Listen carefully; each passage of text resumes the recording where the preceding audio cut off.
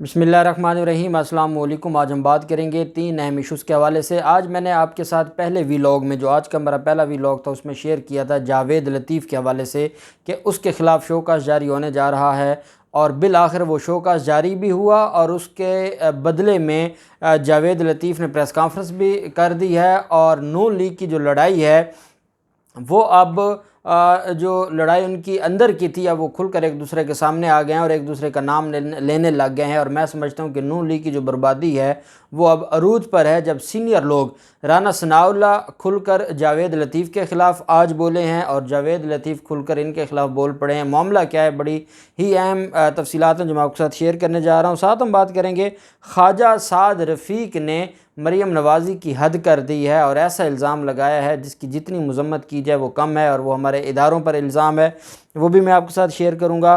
साथ हम बात करेंगे कि एक तो चीज़ आज वाज़े हो गई है, और ताहिर महमूद अशरफ़ी ने भी इसके ऊपर बयान दिया है, अली मोहम्मद ख़ान ने भी इसके ऊपर स्टेटमेंट दी है। पिछले कई दिनों से एक प्रोपेगेंडा किया जा रहा है और वो रियासत पाकिस्तान के हवाले से है, और वो है ऐसी कानून साज़ी कि जिसमें 18 साल या 18 साल से जो कम उम्र का बच्चा है, अगर वो इस्लाम में दाखिल होना चाहता है या इस्लाम कबूल करना चाहता है तो उस पर कोई पाबंदी लगाई जाएगी। ये एक अफवाहें थीं और इन अफवाहों में बहुत ज़्यादा जो है वो हुकूमत पर तनकीद की जा रही थी। असल मामला तो है जबरी जो मज़हब की तब्दीली का, और आप जानते हैं इसके ऊपर सिंध हाई कोर्ट की भी जजमेंट्स हैं, सुप्रीम कोर्ट की भी जजमेंट्स हैं, और ये जो तनकीद थी उसका मुंह बंद कर दिया है आज हुकूमती ओहदेदारान ने, और उन्होंने कहा है कि ऐसा नहीं हो सकता। 18 साल या उम्र की कोई भी शर्त नहीं है और ना ऐसा कोई कानून बनेगा, ना ही कोई ऐसा कानून किसी कानून पर डिस्कशन हो रही है। ये सिर्फ़ और सिर्फ प्रोपेगेंडा है मुखालफों की तरफ से, और वो मज़हब कार्ड भी इस्तेमाल करते हैं और वो किसी हद तक भी जा सकते हैं हुकूमत की मुखालफत में। तो मैं समझता हूँ कि ये जो वजाहत आ गई है, इसके बाद इस पर बात करना या इल्ज़ामात लगाना बंद होने चाहिए। फिर हमारे जो बरतानिया में रहने वाले पाकिस्तानी हैं, बड़ी तादाद में बरतानिया में हमारे पाकिस्तानी रहते हैं और सुबह शाम हमारा राब्ता रहता है, एक तो उनको भी मुबारकबाद पेश करते हैं कि पाकिस्तान का नाम रेड लिस्ट से निकाल दिया गया है, जो बरतानिया की रेड लिस्ट थी, जिसकी वजह से हमारे कई भाई जो पाकिस्तान आना चाहते थे, ट्रैवल करना चाहते थे, वो पाबंद हो गए थे और उनके लिए बड़ा मुश्किल हो गया था और वो आ नहीं पा रहे थे, और जो यहाँ पर पाकिस्तान में थे वो बरतानिया नहीं जा पा रहे थे, और बिलाखिर ये रेड लिस्ट का मामला ख़त्म हुआ और अब जो सफरी पाबंदियाँ हैं वो ख़त्म हो गई हैं। एक और अहम चीज़ है जो मैं आपके साथ शेयर करने जा रहा हूँ, और वो है जो एक ऑर्डिनेंस जारी किया गया है। नैब 20 साल पुरानी बंद फाइलों को भी खोल सकता है, और टैक्स के हवाले से, और टैक्स जो कवानीन है उसमें अब नैब को भी इख्तियारात दिए गए हैं। ये तरमीमी टैक्स ऑर्डिनेंस जारी किया गया है सदर पाकिस्तान की तरफ से, और इसमें जो कहा गया है कि इनकम टैक्स ऑर्डिनेंस का सेक्शन 198 ख़त्म कर दिया गया है, और अब नैब 20 साल पुरानी और बंद फाइलें भी खोल सकेगा। ऑर्डिनेंस के तहत टैक्स नेट में इजाफे के लिए FBR को नादरा डाटा तक रसाई हासिल होगी, और FBR को नॉन फाइलर के मोबाइल फ़ोन और यूटिलिटी कनेक्शन मुनक़ता करने का भी अख्तियार दे दिया गया है। जो फाइलर नहीं है, जिसने टैक्स रिटर्न जमा नहीं करवाई, FBR के पास ये इख्तियार होगा कि उनके जो मुख्तलिफ़ कनेक्शन हैं यूटिलिटी के, वो बिजली का हो, पानी का हो, गैस का हो, वो मुनक़ता किया जा सकता है।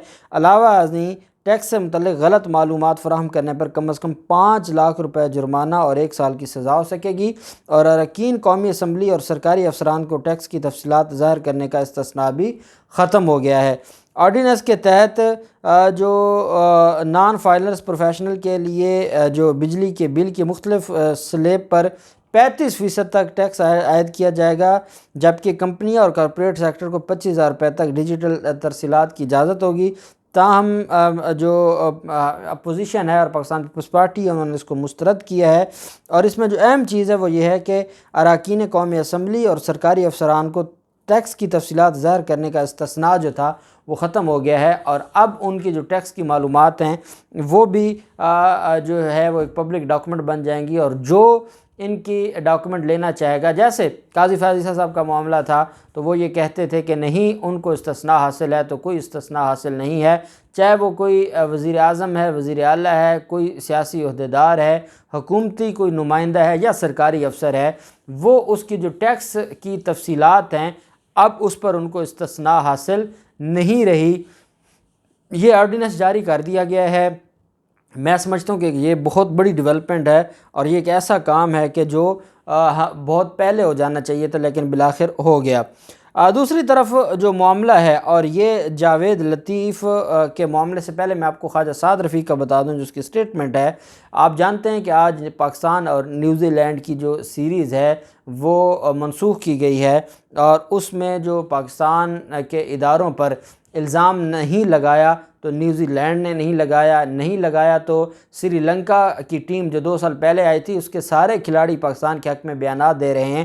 لیکن جو پاکستان کے اندر چھپے دشمن ہیں، جو مودی کے ایجنٹ ہیں، کیونکہ یہ مودی کے ایجنڈے کی بنیاد پر نیوزی لینڈ نے یہ سارے کا سارا کیا ہے اور اس کے پیچھے بھی بھارت ہے اور بھارت نوازی ہے. لیکن یہاں پاکستان میں جو مودی کے ایجنٹ ہیں، اتنی سخت لینگویج نیوزی لینڈ نے نہیں استعمال کی. نیوزی لینڈ کی وزیر اعظم نے کہا کہ مجھے تکلیف ہے. نیوزی لینڈ کے جو ہیڈ تھے، جو اس ٹیم کو ہیڈ کر رہے تھے، انہوں نے کہا کہ پی سی بی نے ہماری بہت اچھی میزبانی کی اور ہم یہاں پر خوش تھے. لیکن جو پاکستان میں بھارتی ایجنٹ ہیں خواجہ سعد رفیق جیسے، انہوں نے کہا ہے کہ جو یہ سیکیورٹی ہے اور یہ جو معاملہ ہے اس پر جو خواجہ سعد رفیق ہیں اس نے تنقید کرتے ہوئے کہا ہے کہ نیوزی لینڈ کرکٹ ٹیم کے پاکستان پہنچنے کے بعد دورے کا التوا حکومت کی شرمناک ناکامی ہے. بہترین سیکیورٹی اداروں اور انتظامات کے باوجود نیوزی لینڈ حکومت کا عدم اعتماد وزارت داخلہ اور خارجہ کی ناکامی ہے. نیوزی لینڈ کی وزیر اعظم کے انکار سے قومی وقار مجروح ہوا ہے. ریاستی اداروں کا ایسے کسی اقدام کا پہلے سے اندازہ نہ ہونا نالائکی نہیں تو کیا ہے. اب یہ الزام کس پہ لگایا جا رہا ہے؟ ریاستی اداروں پر. ریاستی اداروں کا ایسے کسی اقدام کا پہلے سے اندازہ نہ ہونا نالائکی نہیں تو کیا ہے.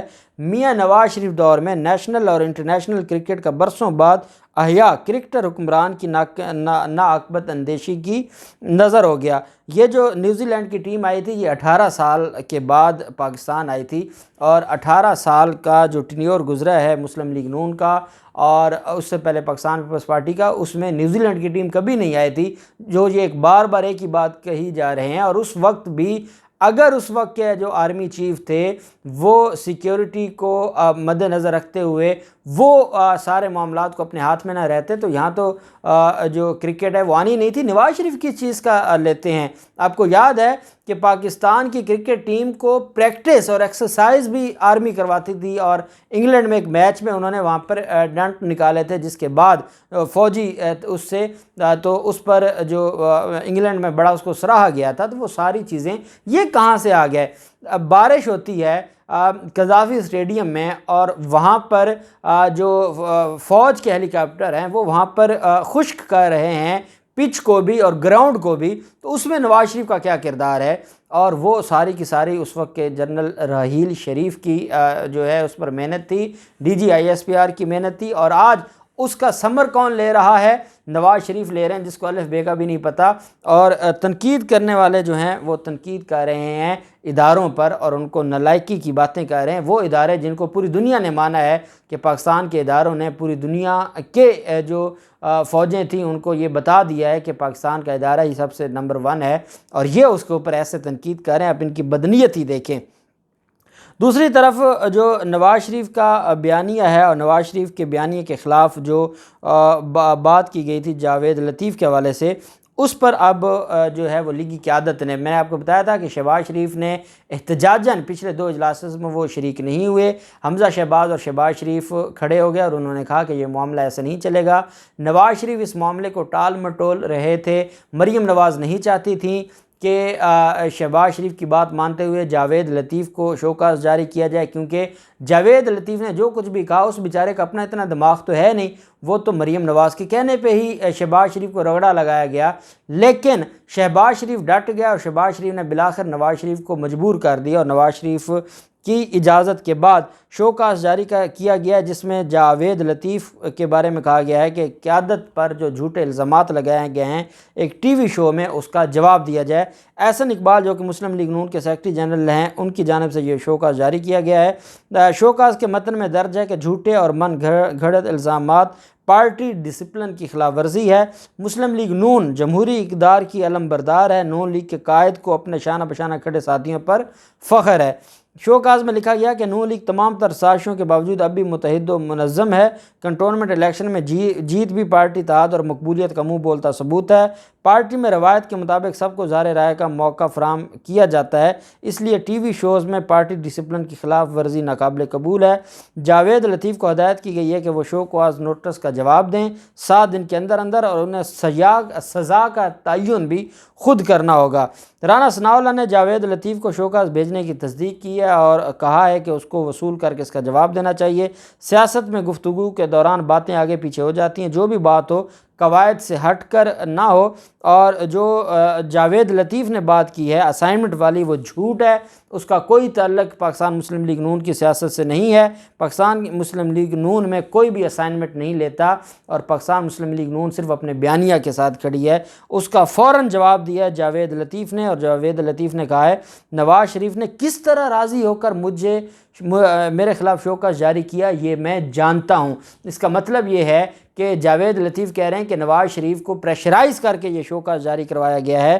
انہوں نے کہا کہ نواز شریف نے کس طرح راضی ہو کر مجھے شو کاز نوٹس بھیجا یہ مجھے اندازہ ہے، شاید کسی اور کو نہیں ہے۔ نواز شریف کی قربانیوں کی وجہ سے یہ شو کاز بہت چھوٹی چیز ہے۔ انہوں نے کہا میں نے کچھ دن پہلے نواز شریف کی نومبر دسمبر میں واپسی کی جو بات کی تھی، میں آج بھی اس بات پر قائم ہوں۔ جماعت کے باہر تو اس بات سے تکلیف ہونی ہے، لیکن جماعت کے اندر بھی کسی کو پرابلم ہے تو اس نوٹس کے ذریعے شاید میں بہتر طریقے سے یہ بات پہنچا سکوں۔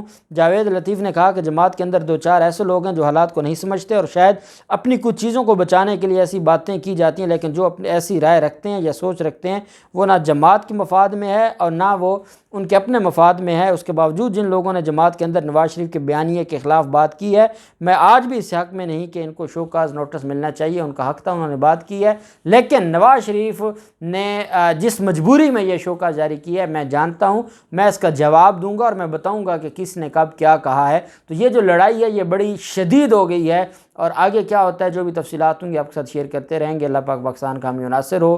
بہت شکریہ، اللہ حافظ، پاکستان زندہ باد۔